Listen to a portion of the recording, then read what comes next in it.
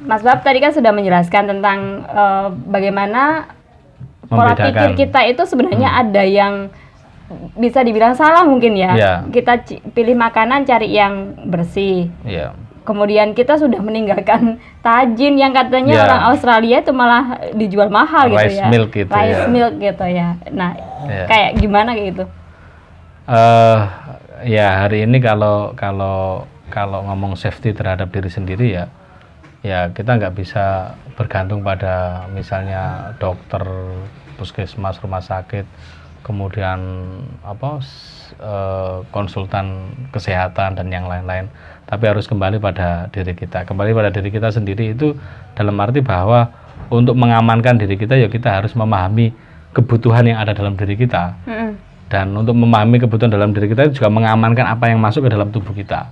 Sehingga apa yang kita masuk ya kita harus selektif. Misalnya seperti yang saya bilang tadi, kalau pengaruh besar itu memang dari makanan, kadang kita tidak bebas ketika makan di warung atau dimanapun, sehingga untuk membersihkan dirinya ya misalnya kita konsumsi 1 minggu sekali atau 1 minggu 2 kali dengan degan hijau atau untuk membersihkan toksin-toksin dalam tubuh kita.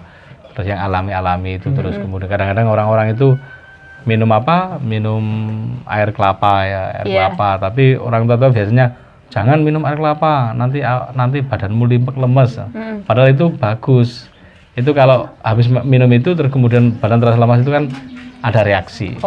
Reaksi bahwa dia lagi bekerja membersihkan racun-racun dalam tubuh kita. Itu kan sama, itu kan proses sehingga badan terasa lemas. Sama dengan ketika orang melakukan puasa. Orang melakukan puasa, kalau ngomong kesehatan kan menurut ahli kesehatan itu kan racun atau bakteri yang baik itu memakan, karena tidak ada yang dimakan, memakan bakteri yang jahat dalam tubuh kita, sehingga orang yang melakukan puasa itu orang yang melakukan puasa itu lemas atau apa kayak itu. Padahal itu memang ada reaksi dalam diri kita, dalam diri orang yang berpuasa itu. Iya. Oke Mas, ini terkait dengan aktivitas pemberdayaan yang dilakukan oleh Mas Wahab gitu ya. Sebenarnya apa sih yang pengen ditularkan Mas Wahab, spirit apa atau semangat apa kepada mereka yang jenengan dampingi itu? Kalau saya itu kan karena basicnya itu pesantren ya. Basicnya berangkat dari pesantren ya, saya ingin bahwa pemberdayaan atau hal baik yang bisa ditularkan atau dibagi di masyarakat itu menjadi amal yang baik. Menjadi amal yang baik itu dari sisi pengetahuan. Makanya saya sering menyampaikan ke teman-teman, ke masyarakat, apa yang saya mampu, ilmu apa yang saya bisa itu ayo monggo dimanfaatkan. Meskipun dalam disiplin akademisi, kalau belajar ke sana pelatihan atau kuliah atau apa itu, ini belajar ini saja harganya sekian, belajar ini saja harganya sekian, udahlah. Itu kalau ngomong soal profit dan ngomong soal cari duitnya. Tapi kalau dalam prinsip saya, selama ilmu itu masih bisa dipahami, dipelajari dan dibagi, dimanfaatkan oleh orang banyak, saya welcome, monggo kerso.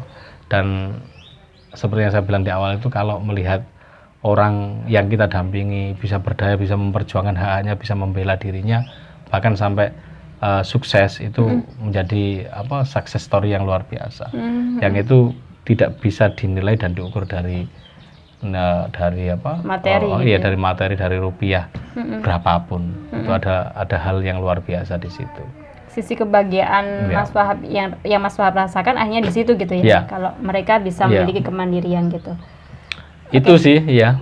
Pesan Mas, untuk semuanya saja, untuk kita jangan segan-segan untuk istilahnya bergandeng tangan untuk orang lain ya. Apalagi di zaman sekarang, zamannya orang secara individu yang diperjuangkan. Yang jelas itu sekarang itu kan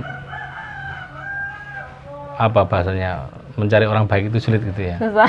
Karena yang banyak itu kan orang yang pura-pura baik atau karena ada kepentingan atau sehingga dia tiba-tiba jadi baik. Iya betul. Ada kepentingan, ada keperluan jadi baik. Nah, saya mau jadi apapun, yang penting kita itu memperbaiki atau menjadikan diri kita baik yang bisa bermanfaat bagi orang lain, baik dari sisi keilmuan, dari sisi perilaku, atau dari sisi apapun yang bisa diduplikasi atau dipelajari dan bermanfaat bagi yang lain, ayo kita lakukan. Dan jangan lelah untuk menjadi baik.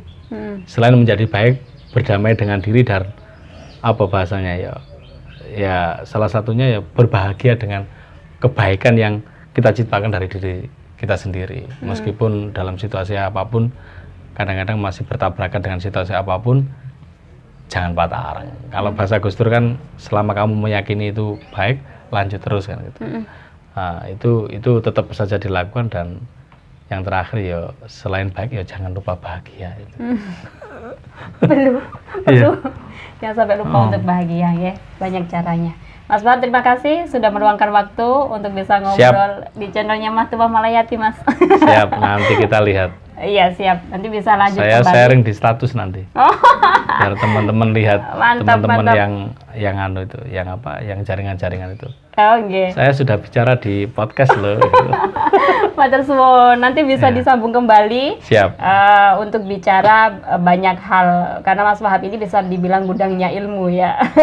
Ngobrol sambil belajar. Gitu ya Mas ya. Masih ada yang mau ditanyakan? Disampaikan? Kalau saya agak resah itu dengan dibilang gudangnya ilmu. Ya sama-sama belajar lah. Oh, enggak. Ya karena selama nafas ini ada di badan kan kita harus tetap belajar terus. Kecuali kalau sudah bahasa Indonesia mujur ngalor madhep ngulon gitu. Dipatok. Nah, kanan kiri. Itu tidak diwajibkan lagi belajar. Oh, oke. Baik, terima kasih. Semoga obrolan hari ini bisa bermanfaat untuk kita semuanya. Kita pamit ya Mas ya. Siap. Assalamualaikum warahmatullahi wabarakatuh. Waalaikumsalam warahmatullahi wabarakatuh.